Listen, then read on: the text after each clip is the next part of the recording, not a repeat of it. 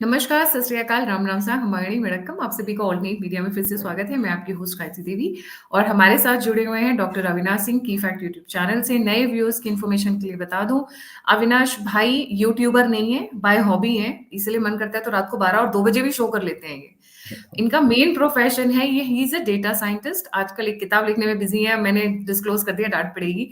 He is writing a book. He is an IITian, he is a psephologist.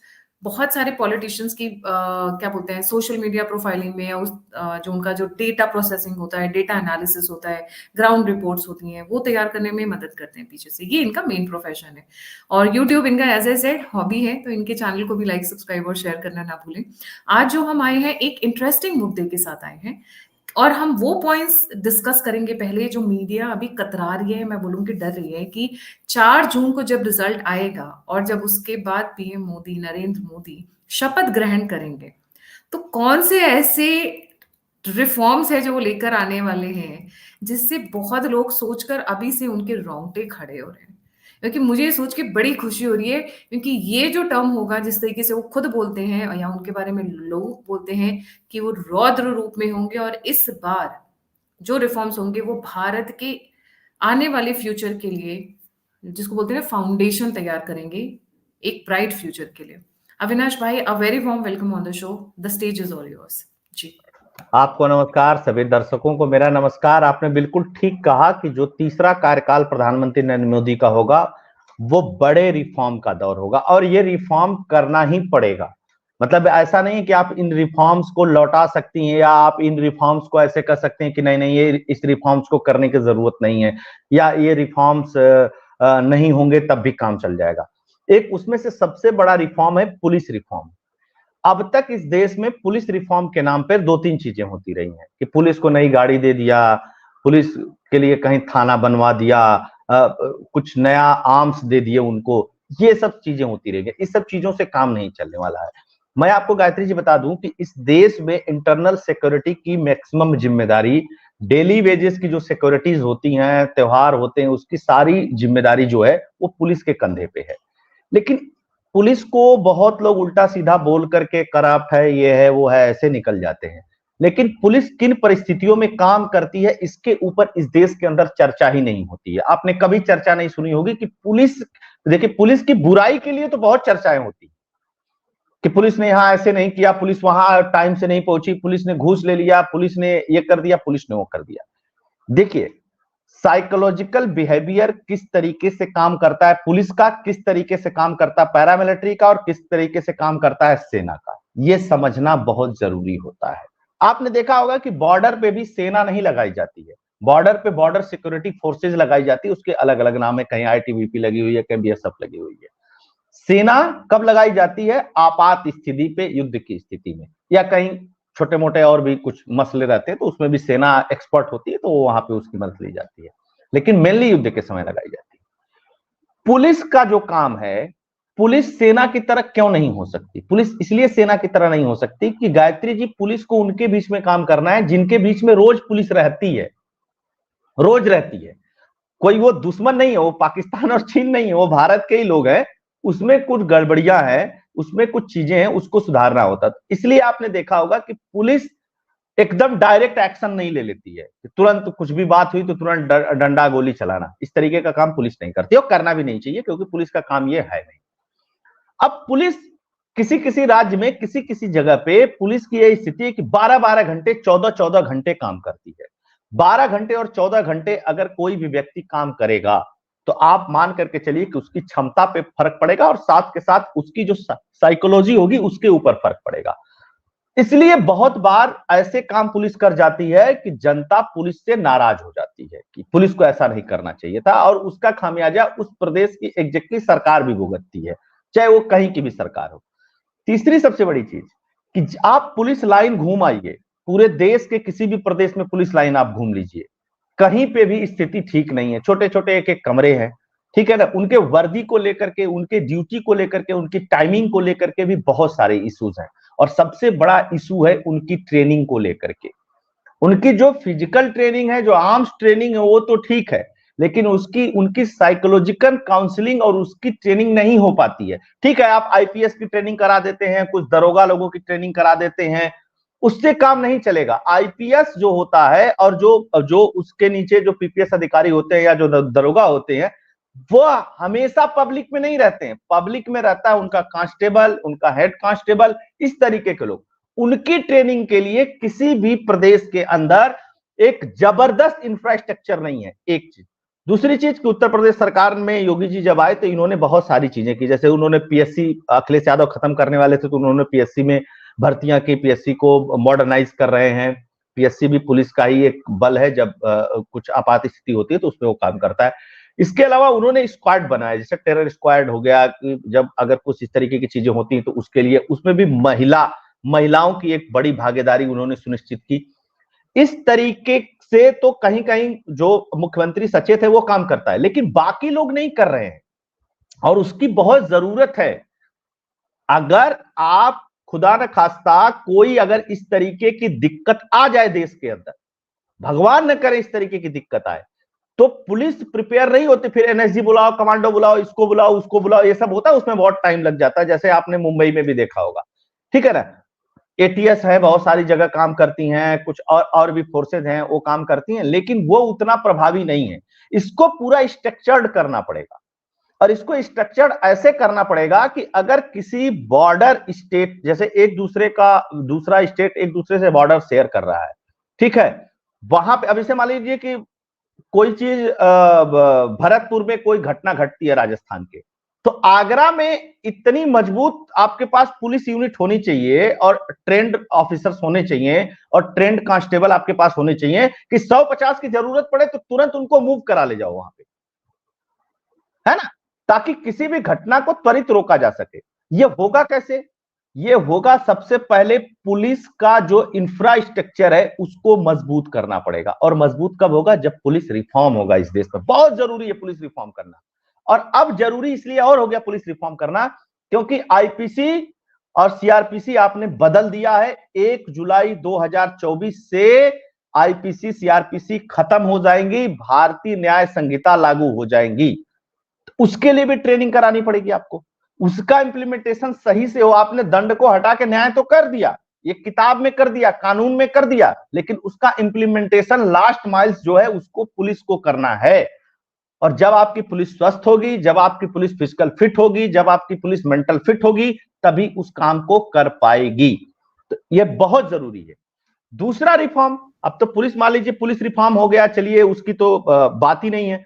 अब आपको कौन सा reform करना है? अब आपको रिफॉर्म करना है अगर, तो आपको सबसे पहले यह सोचना पड़ेगा कि उसी के पैरेलल ब्यूरोक्रेसी में जो आईएएस वाली लॉबी है उसका भी रिफॉर्म आपको करना पड़ेगा पुलिस रिफॉर्म के साथ साथ। इससे पहले हम ब्यूरोक्रेसी पे जाएं, एक चीज और है ना, अगर आप देखो तो पुलिस का ही इस्तेमाल करके पंजाब पुलिस पता नहीं क्या क्या करती रहती है। यूट्यूबर्स को ज्यादा अरेस्ट करती है, क्रिमिनल्स को कम, ड्रग माफिया को कम। ठीक है, और वही ममता बनर्जी उसी पुलिस को इस्तेमाल करके अभी कल परसों पुलिस की गाड़ी में शराब पहुंचाई जा रही थी एक जगह से दूसरी जगह। बताइए, तो आपको नहीं लगता है कि पुलिस जो है वो सेंट्रलाइज्ड होनी चाहिए? क्योंकि ये एक बहुत बड़ा फैक्टर है। आई थिंक आईपीएस अपॉइंट करना या फिर मेरे ख्याल से एसएचओ तक लेवल तक जाना जरूरी है, बिकॉज देश को यूनाइट करना इस वक्त बहुत जरूरी है, सेंट्रलाइज करना भी जरूरी है।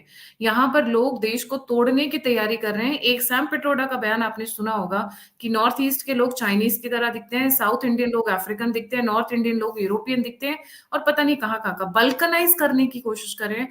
और इसमें जब लोकल पुलिस लोकल पॉलिटिशियंस के नीचे आ जाती है तब मुद्दे खराब होते हैं, तब वहां पर चीजें खराब होती हैं। और ये ही पुलिस वाले कई बार हमने देखा है आर्मी ऑफिसर्स को कितना परेशान करते हैं, specially in the context of जब बांग्लादेश बना था और जिन आर्मी ऑफिसर्स ने इंदिरा गांधी को मदद की थी उनको हॉन्ट किया था इंदिरा गांधी ने पुलिस का इस्तेमाल करके, पंजाब और पता नहीं कहाँ कहाँ एरियाज में। शाह मानेकशॉ जी को तो उनको पेंशन नहीं दी थी, वो तो बात की है, बट लोकल पुलिस को इस्तेमाल करके कितना हॉन्ट किया था इन्होंने। जी अविनाश भाई। देखिए मैं एक आपको बता दूं कि जो स्ट्रक्चर है उस स्ट्रक्चर में सेंटर के पास पुलिस है, सेंटर के पास अर्धसैनिक बल भी है, सब कुछ है सेंटर के पास। देखिए आप सेंट्रलाइज पुलिस को नहीं कर सकते। इसको इस तरीके से समझिए, क्यों नहीं कर सकते, इसमें बहुत सारे कॉम्प्लिकेशंस हैं। आप जब पुलिस को सेंट्रलाइज कर देंगे ना, तो पुलिस के पास जवाबदेही खत्म हो जाएगी, और जो प्रदेश में सरकार चलेगी उसका कोऑर्डिनेशन खत्म हो जाएगा। दोनों चीजें खत्म हो जाएगी। कोई भी घटना होगी, आदमी कह देगा कि मोदी की पुलिस है, मैं क्या करूं। जैसे दिल्ली के अंदर होता है, कोई भी घटना घटती है तो केजरीवाल उसकी जिम्मेदारी नहीं लेते हैं, वो अलग हट जाते हैं। उसके अलावा अलग अलग प्रदेश के अलग अलग लॉ है, इस बात को भी समझने की, क्योंकि वहां पे एक विधानसभा बैठती है जो अपने प्रदेश के लिए भी बहुत सारे लॉ बनाती है। तो पुलिस को तो सेंट्रलाइज नहीं किया जा सकता है, उसके पीछे बहुत सारी कॉम्प्लिकेशन है। अगर मैं डिस्कस करूंगा तो बहुत लंबा हो जाएगा वीडियो। लेकिन आप रिफॉर्म नहीं कर, आप एक चीज देखिए, सेना के टेम्परामेंट में, अर्धसैनिक बल के टेम्परामेंट में, स्पेशल फोर्सेस के टेम्परामेंट में, और साधारण पुलिस के टेम्परामेंट में, और एक होमगार्ड के टेम्परामेंट में, सब आदमी ही है। डिफरेंस क्यों हो जाता है? क्यों डिफरेंस हो जाता है? इसलिए डिफरेंस हो जाता है क्योंकि उनकी जो ट्रेनिंग है, उनकी जो चीजें हैं, वो देखिए, भारत बहुत बड़ा देश है, ये आप पुलिस को कभी सेंट्रलाइज नहीं कर सकते, ठीक है ना। या ये तो कोई स्टेट इसके लिए तैयार नहीं होगा, पहली बात। दूसरी सबसे बड़ी बात क्या है कि पुलिस जो है वो लोकल मुद्दों को समझती। अब जैसे आप सोचिए कि कोई तमिलनाडु की पुलिस है, उसको उठा करके आप आजमगढ़ में लगा देंगे, नहीं हो पाएगा, पॉसिबल ही नहीं, वो नहीं काम कर पाएगा, चाहे आप जितनी भी कोशिश कर लीजिए। इवन कि अगर एक प्रदेश बहुत बड़ा है, वहां पे मल्टी लैंग्वेजेस बोली जाती हैं, एक जगह की पुलिस उठा करके दूसरे, जानती है क्या पुलिस को सुलझाना है? मियां बीवी लड़ गए, झगड़ा ना करें, एक दूसरे को मारे ना, पुलिस को ये सुलझाना है। पुलिस को कोई गोली थोड़ी ना चलानी है।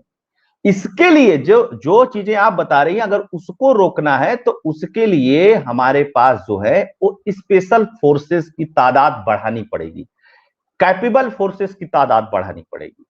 वो कैपेबल फोर्सेस की तादाद कैसे बढ़ेगी? जब आप पुलिस रिफॉर्म करके उनको मॉडर्नाइज करेंगे। आप मॉडर्नाइज कर देंगे, कोई प्रॉब्लम नहीं होगी, कोई दिक्कत नहीं होगी, फिर आप उनको मूव करा सकते हैं एक जगह से दूसरी जगह पे इजिली। तो ये वाला कॉन्सेप्ट तो नहीं चल सकता कि आप पुलिस को सेंट्रलाइज कर दीजिए, पुलिस लोकलाइज ही रहे। लेकिन पुलिस 14 घंटा आपसे काम करा देंगे तो आप अपने पति से लड़ पड़ेंगी, आप अपने बच्चे को मारने लगेगी। पुलिस की क्या गलती इसमें, बताइए। आप सोचिए, पुलिस की व्यथा कोई नहीं समझता है। आप सोचिए, आप जब अपने घर में दिवाली मना रही होती तो पुलिस चौराहे पे खड़ी होती है कि कोई अनहोनी ना हो जाए। पुलिस वाले घर दिवाली नहीं मनती है क्या? उसका बच्चा नहीं पूछता है क्या कि पापा दिवाली पे घर आओगे कि नहीं आओगे? आप जब होली मना रहे होते हैं तो पुलिस खड़ी होती है, आप जब ईद मना रहे होते हैं तो पुलिस खड़ी होती है, आप जब बकरीद मना रहे हैं तो पुलिस खड़ी है, आप जब रामनवमी मना रहे हैं तो पुलिस खड़ी है। खड़ी है ना चौराहों पे, खड़ी है ना थानों पे। क्यों खड़ी है भाई? क्या पुलिस को एक हक नहीं है कि वो भी जाकर के त्योहार मना सके? तो पुलिस की इन सब चीजों को, जब पुलिस बल बढ़ेगा, चीजें मॉडर्नाइज होंगी, नई टेक्नोलॉजी का इंट्रोडक्शन होगा, तो क्राइम रेट घटेगा और पुलिस में विश्वास बढ़ेगा। उत्तर प्रदेश में योगी जी ने बहुत सारे इनिशिएटिव्स लिए हैं, छोटे छोटे, के कोई भी थाने में आए तो मुस्कुरा के बात करिए, सब सारी चीजें करिए, उससे फर्क पड़ता है। तो ये बहुत जरूरी है गायत्री जी। ठीक है, 13 मिनट तो पुलिस ही हो गया, बोलिए 2-3 घंटा हो जाएगा। वो तो ये बड़ा टॉपिक है। दूसरा, ब्यूरोक्रेसी। देखिए, ब्यूरोक्रेसी में जो जो अब देखिए, पुलिस को आप रिफॉर्म करेंगी तो उसके के साथ साथ आपको ब्यूरोक्रेसी में रिफॉर्म होना पड़ेगा। क्यों होना पड़ेगा? क्योंकि देखिए, लैंड का मैटर आता है तो वहां पुलिस आती है, लेकिन लैंड का एग्जैक्ट मैटर जो है वो, चूंकि आईपीएस भी ब्यूरोक्रेसी का ही पार्ट होता है, तो आप एग्जैक्ट ब्यूरोक्रेसी नहीं कर सकती हैं। पुलिस में भी जो टॉप फॉर्म है वो उसी का पार्ट है। अब देखिए, जो आईएएस है, अगर आप आईएएस के संदर्भ में ब्यूरोक्रेसी समझ रही हैं, तो आईएएस जो है वो एक जिले में आकर के बैठ रहा है और उसके भी ऊपर भी लॉ एंड ऑर्डर की जिम्मेदारी होती है। तो कोऑर्डिनेशन अगर नहीं रहेगा, एरिया बड़ा रहेगा, या उसके पास वो समझ नहीं रहेगी, जो एक किसी भी जिले की या किसी भी पर्टिकुलर एरिया की एक जो क्रिमिनल माइंडसेट है, अगर उसके साथ उसका कोऑर्डिनेशन नहीं रहेगा तो फिर लेट होता है चीजों में। कि आप सुनी होंगे कि यहां पे कार्रवाई करनी थी, डीएम का आदेश नहीं आया। आदेश डीएम को अगर देना है तो फिर उसका कोऑर्डिनेशन बहुत अच्छा होना चाहिए, और उसके लिए रिफॉर्म होना चाहिए, और रिफॉर्म होना चाहिए, टेक्निकली भी रिफॉर्म होना चाहिए। एक चीज। दूसरी चीज, कि ये जो ट्रांसफर पोस्टिंग का खेल है ना, इसको काफी हद तक तो मोदी जी ने कम किया है, लेकिन इसको और कम करने की जरूरत है। अगर आप किसी को किसी डिस्ट्रिक्ट में भेज रहे हैं तो बहुत सोच समझ करके भेजिए और उसको वहां रह करके कुछ दिन काम करने दीजिए। तीसरी चीज कि आपको एक्सपर्ट्स लाने पड़ेंगे। अब आप सोचिए कि ब्यूरोक्रेसी के भरोसे और पुलिस के भरोसे आप साइबर थाने चला लीजिए तो आप नहीं चला पाएंगे। उसके लिए आपको आईटी एक्सपर्ट चाहिए ही चाहिए। तीसरी चीज कि रेगुलर एनालिसिस होती रहे, डेटा का, क्राइम का रेगुलर फॉलोअप होता रहना चाहिए। देखिए, पुलिस के पास पता है कि इस क्षेत्र में कौन नॉन क्रिमिनल है, लेकिन फिर भी जब तक दबाव नहीं पड़ता तब तक काम नहीं होता है। और उसमें क्या होता है कि पॉलिटिशियंस घुसे रहते हैं। पॉलिटिशियंस क्यों घुसते हैं? पॉलिटिशियन इसीलिए घुसते हैं क्योंकि पुलिस को भी बहुत सारे तरीके का डर रहता है। उसको भी बीवी बच्चा पालना है, वो भी सस्पेंड हो जाएगा तो ये हो जाएगा तो वो हो जाएगा। लेकिन अगर मानसिक स्थिति सही रहेगी और कोऑर्डिनेशन रहेगा आईएएस के बीच में और आईपीएस के बीच में, और वो कोऑर्डिनेशन नीचे तक चलेगा, तो आप मान करके चलिए कि जो जनता परेशान होती है ना, वो परेशान होना बंद हो जाएगी। अच्छा, ये दोनों रिफॉर्म कर लेंगे तो आपको एक रिफॉर्म और करना पड़ेगा। वो रिफॉर्म आपको करना पड़ेगा जुडिशरी में, क्योंकि अल्टीमेटली मामला जाना है जुडिशरी में ही। समझ रही है ना? जब तक आप जुडिशरी में नहीं जाएंगी, जुडिशरी में रिफॉर्म नहीं, अब जुडिशरी में बहुत रिफॉर्म करना है। एक तो इंफ्रास्ट्रक्चर के ऊपर बहुत बड़ा काम करना है जुडिशरी के अंदर भी। दूसरी चीज की मॉडर्नाइज करना है। तीसरी चीज की एक इनिशिएटिव लिया गया था कि किसी भी स्टेट में क्राइम हो, एक क्राइम रिपोजिटरी बनेगी, एक सेंट्रलाइज्ड डेटा बनेगा ताकि वो व्यक्ति किसी भी स्टेट में हो वो ट्रैक किया जा सके। तो एक तो जितने भी क्रिमिनल हैं उन क्रिमिनल्स की जो नेशनल आइडेंटिटी कार्ड है आधार के रूप में वो फीड हो उसमें, और वो कहीं भी क्राइम करते हैं तो वहां से पता चल जाए। आज आप सोचिए कि आपको पासपोर्ट बनाना है, आपने किसी प्रदेश में क्राइम किया है, वहां का डेटा ही नहीं है, लोकल पुलिस रिपोर्ट लगा के भेज देगी आपका सब कुछ बढ़िया है। तो ये तो गलत है ना। ये भी रिफॉर्म आपको बड़े लेवल पे करना पड़ेगा। तो जब तक ये दोनों रिफॉर्म्स नहीं होंगे, आप मान करके चलिएगा कि स्थितियां, कानून, लॉ एंड ऑर्डर, लैंड का, इस सब चीजों का ठीक नहीं होगा। जी जी। और कौन से, मैंने सुना माइनॉरिटी मिनिस्ट्री में भी होने वाला है, शायद माइनॉरिटी मिनिस्ट्री को अबॉलिश कर दिया जाएगा। देखिए, माइनॉरिटी मिनिस्ट्री में क्या रिफॉर्म्स करेंगे या नहीं करेंगे इसके ऊपर तो मैं कुछ अभी कह नहीं सकता हूं। लेकिन एक चीज आप मान करके चलिए कि वक्फ बोर्ड में रिफॉर्म करना बहुत जरूरी है, क्योंकि वक्फ बोर्ड की वजह से बहुत सारे विवाद हैं और जिस तरीके का उसका कानून है उसको निश्चित तौर पे रद्द किया जाएगा। अब कुछ जगह तो जुडिशरी ने रिस्ट्रिक्शन लगाना शुरू किया है। अब जुडिशरी में भी मामला चल रहा है उसका, तो जुडिशरी ही कर देगी उसको, उसके ऊपर चीजें, या जुडिशरी निर्देश देगी। आदेश तो दे नहीं सकती है संसद को, इस देश की सरकार को कि आप इस पे कानून लेकर के आइए। ये देखने वाली बात है। लेकिन वक्फ बोर्ड एक बड़ी प्रॉब्लम है जिसमें रिफॉर्म्स की जरूरत है। या तो उसको आप बदलिए या तो उसमें उनके जो प्रावधान है उन प्रावधानों को हटाइए, जिसकी वजह से बहुत सारे लोगों को प्रॉब्लम होती है। कहीं क्लेम कर देते हैं ये बिल्डिंग हमारी है, अब जाइए आप क्लेम करते रहिए ये बिल्डिंग आपकी है कि नहीं है। तो एक तो वक्फ बोर्ड में भी तो एक जुडिशरी रिफॉर्म, चाहे वो सुप्रीम कोर्ट में हो, चाहे हाई कोर्ट में हो, चाहे वो डिस्ट्रिक्ट कोर्ट्स में हो, चाहे अपीलेट ट्रिब्यूनल्स हो, सब में अपीलेट ट्रिब्यूनल्स का भी इस देश में बहुत बड़ा रोल है, जिसमें हालांकि आम जनता का तो नहीं मतलब होता, लेकिन जितनी भी कंपनी या कंपनियों के डिस्ट्रीब्यूट हैं, फर्म्स के डिस्ट्रीब्यूट हैं, एमएसएमई है या बड़ी कंपनी या छोटी कंपनी, उनका मामला वहीं पे जाता है। तो अपीलेट ट्रिब्यूनल्स जितने हैं उनको भी बहुत मजबूत करने की जरूरत है। हालांकि मोदी जी ने जीएसटी अपीलेट में पहली बार मुझको लगता है कि वहां पे एक बड़े अधिकारी की नियुक्ति हो भी गई है, लेकिन उससे काम नहीं चलेगा। सब जगह आपको मैटर, अब ऐसा नहीं है कि हर मैटर सुप्रीम कोर्ट जाना चाहिए, नीचे की जुडिशरी को भी आपको पावरफुल बनाना पड़ेगा। उसके पास जब पावर रहेगी तो वहां तक नहीं जाएगा मैटर, है ना। और उसी तरीके से डिस्ट्रिक्ट से लेकर के और सेंटर तक, केंद्र तक स्ट्रक्चर वे में बनाइए कि भैया यही तुम्हारा सुप्रीम कोर्ट है। तुम फालतू में वहां जा जाकर 8-8, 9-9 जजों की बेंच, 35-34 तो जज हैं, उसी में रोज जमानत के मुकदमे लगे रहते हैं केजरीवाल टाइप के। उसके अलावा ये भी पहुंच जाए वो भी पहुंच जाए तो सब मामले, आप अब बताइए सुप्रीम कोर्ट में 75,000 मामले लटके हुए, तो 75,000 बड़े मामले होंगे ना सुप्रीम कोर्ट में गए होंगे, तो छोटे मामले तो होंगे नहीं जो लटके हैं। जमानत वाले तो हो ही जाते हैं तुरंत। तो वहां पे बहुत रिफॉर्म की जरूरत है, और उस रिफॉर्म्स में आप कोलिजियम को भी मान सकती हैं, उस रिफॉर्म्स में आप ट्रांसपेरेंसी को भी मान सकती हैं, टेक्नोलॉजी को भी मान सकते हैं। हालांकि 7,000 करोड़ रुपया दिया है प्रधानमंत्री नरेंद्र मोदी ने सुप्रीम कोर्ट को कि आप टेक्नोलॉजी का इंप्लीमेंटेशन करिए, आपको जो करना है। इसके अलावा आपको जजेस की संख्या बढ़ानी पड़ेगी, डिस्ट्रिक्ट से लेकर के और आपको सुप्रीम कोर्ट तक। सुप्रीम कोर्ट में 35 जजों से काम नहीं चलने वाला है, ये आप मान करके चलिए। वहां की स्ट्रेंथ आपको 50 करनी ही पड़ेगी अगर आपको मुकदमों में जल्दी फैसला लेना है तो। जी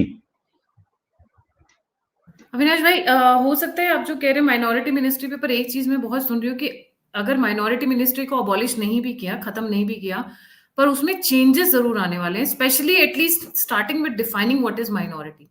हमारे देश में एक बहुत बड़ी मेजोरिटी है जो अपने आप को माइनॉरिटी गिना गिना कर पूरी देश में तहलका मचा कर रखती है। मुसलमानों की बात कर रही हूँ। मैं इसीलिए और सब आपने कहा कि उसको खत्म कर देंगे। खत्म नहीं करेंगे। क्यों नहीं खत्म करेंगे? माइनॉरिटी में सिर्फ मुस्लिम्स नहीं आते, माइनॉरिटी में जैन भी आते हैं, माइनॉरिटी में बौद्ध भी आते हैं, माइनॉरिटी में पारसी भी आते हैं, माइनॉरिटी में ईसाई भी आते हैं, और भी एक दो समूह है जो माइनॉरिटी में आते हैं, जिनको वास्तविक अल्पसंख्यक कहा जाता है। मुस्लिम अल्पसंख्यकों को लेकर के इस देश में बहुत सारा मतभेद है, और मेरे पास ही मतभेद नहीं है, विद्वानों में भी मतभेद है। तो उसको कैसे आइडेंटिफाई किया जाएगा, या उसको एक अलग कैटेगरीज में डाला जाएगा, या उनके को जो लाभ मिलता है उसको अलग से कैटेगराइज किया जाएगा कि नहीं भैया आपको इतना परसेंट ही मिलेगा, उसके बाद जो शेष बचेगा वो इस तरीके से मिलेगा। ये सब हो सकता है, लेकिन मुझको नहीं लगता कि माइनॉरिटी मिनिस्ट्री खत्म हो जाएगी। जी एक बहुत अलग सा एंगल उठा रही हूँ जो मैं आपसे सवाल पूछने वाली हूँ। हमारे भारत में विदेशों से बहुत लोग आते हैं, जिसमें सोनिया गांधी भी एक थी। इन लोगों के आने के बाद इनकी पॉलिटिकल इन्वॉल्वमेंट, चाहे वो मीडिया से हो, चाहे पब्लिक पर्सनल हो, चाहे प्राइवेट इंडिविजुअल्स हो, मुझे ऐसा लगता है कि इन लोगों का जो रोल है उसको भी रिस्ट्रिक्ट किया जाएगा कहीं ना कहीं, क्योंकि उसके हिंट्स बहुत सारे दिखे हैं। जैसे अभी कोई ऑस्ट्रेलियन बंदी थी, वो आई और आकर एंटी इंडिया रिपोर्टिंग कर रही थी। कुछ टाइम बाद उनका वीजा एक्सपायर हो गया, पर वो चली भी गई। पर बाद में जाने के बाद कहती है मेरे को तो भगाया गया, मेरे साथ ये किया गया, मेरे मतलब फालतू का जो ड्रामा होता है उन्होंने वो किया, डिस्पाइट वो द फैक्ट। चलता रहेगा। देखिए उस पे बहुत सारे रिस्ट्रिक्शंस नहीं लगा सकते, क्योंकि सबसे ज्यादा इंडियंस बाहर रहते हैं। आप देखिए, आप अगर कोई इस तरीके का रिएक्शन करते हैं तो उसके रिवर्स रिएक्शंस भी होते हैं। तो मुझे नहीं लगता कि उसमें कुछ किया जाएगा। हाँ, लेकिन अगर आप कानून अच्छा रखेंगे, आप अपना सिस्टम अच्छा रखेंगे, तो फिर इस तरीके का कृत्य आकर के कोई नहीं कर सकता है। जब पर कुछ आपका तो आप rules and laws and regulations मुझे ऐसा लगता है कि बहुत जल्दी आने वाले हैं, बिकॉज रूल ये फ्री रूल हैंड्स नहीं ऑफ नहीं, नए वाला जो आई है, नई वाली जो संहिता आई है, उसमें रूल और रेगुलेशंस हैं। लेकिन करेंगे क्या? 145 करोड़ का देश है ना। आइडेंटिफाई मोदी थोड़ी ना करेंगे, आइडेंटिफाई अमित शाह थोड़ी ना करेंगे। आइडेंटिफाई किसको करना है? आइडेंटिफाई करना है एलआईयू को, आपने रिफॉर्म ही नहीं किया है। आइडेंटिफाई करना है पुलिस को, आपने रिफॉर्म ही नहीं किया हुआ है। पुलिस को पता ही नहीं है, उसको कानून ही नहीं पता है। आपने 25 तो किताब लिख रखी इतनी मोटी मोटी, पुलिस को पता ही नहीं थी कौन सी धारा लगानी है। पुलिस को जो समझ में आता है वही लगा करके भेज देता है ना। और रिफॉर्म्स में यही नहीं है गायत्री जी। रिफॉर्म्स में आपको इन लोगों के जो नए तरीके हैं इन्वेस्टिगेशन के, ठीक है ना, polygraphic test, brain mapping test, ये सब लेकर के आना पड़ेगा। इतने झूठे पैदा हो गए यूट्यूब देख देख करके कि उनसे आप उगलवा ही नहीं सकते हो। और अब वो जमाना नहीं रहेगा गायत्री जी कि आप 3rd डिग्री का यूज करके किसी से कुछ उगलवा लोगे। 3rd डिग्री करोगे, उसको मारोगे पीटोगे, कुछ होगा तो उसकी जिम्मेदारी कौन लेगा? बाहर आएगा वो आकर के हंगामा करेगा कि हमको पुलिस ने मारा इसलिए हमने बयान दिया। चल भैया, इस तरीके का कुछ करना ही नहीं है। पूछना है तो आपको brain mapping test, polygraphic test कराना ही पड़ेगा। और ये हर डिस्ट्रिक्ट लेवल पे इसके लिए लैब बनानी पड़ेगी, फॉरेंसिक लैब बनानी पड़ेगी आपको। ये नहीं कि यहाँ टेस्ट हुआ फिर अब वो गया है हैदराबाद लैब में तो फिर वो 15 दिन बाद आएगा, ये बंद करना पड़ेगा। जी अविनाश भाई, और कौन से आपको रिफॉर्म्स दिख रहे हैं जो बड़े लेवल पर आ सकते हैं इनके अलावा? देखिए एक तो महिलाओं को लेकर के भी बहुत सारे रिफॉर्म्स होने चाहिए इस देश में। उनके एजुकेशन को लेकर के, उनकी अपब्रिंगिंग को लेकर के, उनको अपॉर्चुनिटीज को लेकर के, ठीक है ना। ये बहुत जरूरी है। उन्होंने बहुत सारे सशक्तिकरण के माध्यम तो चला दिए, लेकिन अब उनको मुख्य धारा से जोड़ना है। आप विडंबना है इस देश की कि इस देश की आधी आबादी, इस देश की जो आधी आबादी है उसमें जो 25-30% बहुत बड़ा कंट्रीब्यूशन देश के अंदर महिलाएं कर सकती हैं, चाहे वो एग्रीकल्चर के सेक्टर में कर सकती हैं, चाहे वो आईटी के सेक्टर में कर सकती हैं, मेडिकल के सेक्टर में कर सकती हैं, पॉलिटिक्स के सेक्टर में कर सकती हैं, उनका यूज ही नहीं हो रहा है। तो एक तो उनको अपॉर्चुनिटी देना, उनको लेकर के आना। और ये कब होगा? ये तब होगा जब महिलाएं इस तरीके के सुरक्षित माहौल को महसूस करेंगी, है ना। जब उनको लगेगा कि मैं रात में भी नौकरी करने जाती हूं तो कोई प्रॉब्लम नहीं है, तब वो करेंगे। देखिए गायत्री जी, एक चीज दूसरी चीज से जुड़ा होता है। आपने उत्तर प्रदेश में योगी आदित्यनाथ 2022 में जीत करके आए तो किसी काम के भरोसे नहीं जीत करके आए थे, सिर्फ और सिर्फ सुरक्षा के भरोसे जीत करके आए थे। कि जब से योगी जी आए हैं लॉ एंड ऑर्डर सुधर गया है। अब रात में 8 बजे महिलाएं निकल करके जाती हैं और घूम करके चली आती हैं, चेन स्नैचिंग नहीं होती है, फबतियां नहीं कसी जाती हैं, उनके साथ दिक्कतें नहीं होती हैं। तो जब आप लॉ एंड ऑर्डर अच्छा करते हैं, जब आप इस तरीके की व्यवस्थाएं अच्छा करते हैं, उसमें और सुधार करते हैं, फिर महिलाएं निकल करके आती हैं, उनके लिए अपॉर्चुनिटी होती है। आप ये बात बताइए कि एक घर में 5 पुरुष हैं और उसी घर में 5 महिलाएं, ठीक है। महिलाओं के पास, महिला बहुत काम करती हैं, ऐसा नहीं है कि महिला अगर जॉब नहीं कर रही तो वो यूजलेस है। बहुत काम करती हैं महिलाएं, पुरुषों से कम काम नहीं करती हैं भारत की महिलाएं। खाना बनाना, परिवार संभालना, घर संभालना, बच्चे संभालना, सारे काम करती हैं। लेकिन ये एक सर्टेन पीरियड ऑफ टाइम का काम है। उसके बाद जैसे बच्चे बड़े हो गए, उसके बाद जब उनके पास समय बचता है, उन समय का कैसे सदुपयोग करें, है ना। एजुकेशन को उनके बढ़ावा देना, ये सब चीजें करनी पड़ेगी। एक मैटर और इस देश में बहुत बड़ा है, जिसकी उम्मीद है कि लोग मोदी जी ही उसको सॉल्व कर सकते हैं। पीओके का एक मैटर है, वो कैसे सॉल्व होगा वो देखने वाली बात है। इसके अलावा एग्रीकल्चर रिफॉर्म्स लेकर के आए मोदी जी, उसमें बहुत दिक्कतें हुई। फिर उसके बाद आप फिर किसानों का आप देख ही रहे हैं क्या हो रहा है। एग्रीकल्चर रिफॉर्म्स फिर से लेकर के आना ही पड़ेगा मोदी जी को। वो 3 कानून आएंगे कि नहीं आएंगे वो एक अलग बात है, लेकिन आपको फूड प्रोसेसिंग यूनिट को लगाना पड़ेगा, आपको बहुत सारे नियम कानून बनाने पड़ेंगे, आपको फसलों में जो अननेसेसरी कीटनाशक पड़ रहे हैं उसको रोकना पड़ेगा, फर्टिलाइजर्स का जो मैक्सिमम यूज है उसको रोकना पड़ेगा। इन सब चीजों के लिए आपको एक बड़ा इंफ्रास्ट्रक्चर बनाना पड़ेगा। और आज मोदी जी रिफॉर्म करेंगे तो 20 साल के बाद इंडिया का एग्रीकल्चर सेक्टर एक बड़ा मार्केट बनेगा अंतरराष्ट्रीय लेवल पे, राष्ट्रीय छोड़ दीजिए। तो वहां पे भी आपको एग्रीकल्चर में भी बड़ा रिफॉर्म्स करना पड़ेगा। आप चाहे गोदाम बना करके करिए, चाहे एफसीआई को और मजबूत करिए, चाहे आप उसमें कुछ प्राइवेटाइजेशन करिए, कुछ भी करिए, करना पड़ेगा। लेकिन आपको बिना उसके, क्योंकि देखिए बेरोजगारी एक बहुत बड़ा मुद्दा है और उसको अगर आपको हल करना है तो आप सिर्फ नारा दे करके राहुल गांधी की तरह नहीं हल कर सकते कि हमने सरकारी नौकरी 5 लाख दे दिया या 15 लाख दे दिया तो उससे मुद्दा सॉल्व हो जाएगा। आपको इंडस्ट्री बेस बढ़ाना पड़ेगा। आप अगर वर्ल्ड की 3rd लार्जेस्ट इकोनॉमी बनना चाहते हैं तो कैसे बनेंगे? बतौलेबाजी से नहीं बनेंगे, बतौलेबाजी से। उसके लिए आपको काम करना पड़ेगा और उसके लिए आपको टाटा जैसा, बिरला जैसा, अडानी जैसा, अंबानी जैसा कम से कम 100 से अधिक लोग पैदा करने पड़ेंगे इस देश के अंदर। और वो कब पैदा होंगे? जब डिफरेंट डिफरेंट सेक्टर्स में आप रिफॉर्म करेंगे तब पैदा होंगे। ऐसे नहीं पैदा होंगे कि आप बात कर रहे हैं बस पैदा हो गए। जी जी अविनाश भाई, कोई और ऐसा मुद्दा है जिस पे आप रोशनी डालना चाहेंगे या? देखिए ये मतलब ये हो सकता है कि जो रिफॉर्म्स की मैं बात कर रहा हूं ये बड़े चार्मिंग ना लगे लोगों को, बड़े मतलब जोशीले ना लगे, लेकिन इसी पे भारत की नींव टिकी हुई है ना। जैसे जिस तरीके से धर्म जागृति, धर्म जागरण और ये सब सारी चीजें हैं, बहुत लोगों को लगेगा कि 2025 में मोदी जी पीएम, 24 में पीएम बनने के बाद मोदी जी मथुरा का मुद्दा सॉल्व कर देंगे और बनारस का मुद्दा सॉल्व कर देंगे। तो बहुत बचकानी बात है। वो कोर्ट का मैटर है और वो कोर्ट से ही सॉल्व हो जाएगा, उसमें कोई बहुत प्रॉब्लम नहीं है। धीरे धीरे लगेगा उसमें समय, राम मंदिर में भी लगा, वो धीरे धीरे कोर्ट से वो सब मैटर सॉल्व हो जाएंगे। मोदी जी वहां पे सेना लेकर के नहीं जाने वाले हैं, मैं स्पष्ट आपको बता दूं। लेकिन ये अगर हो गया तो उन मैटरों को सॉल्व करने में बहुत टाइम नहीं लगेगा।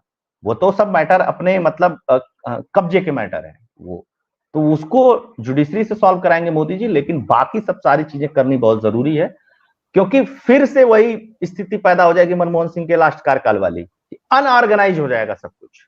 पता चलेगा कि एक सेक्टर बहुत ग्रो कर रहा है, दूसरा सेक्टर उसके चक्कर में मर रहा है, लेकिन एक सेक्टर बहुत ग्रो करना चाहता है, दूसरा सेक्टर उसमें मदद नहीं कर रहा है।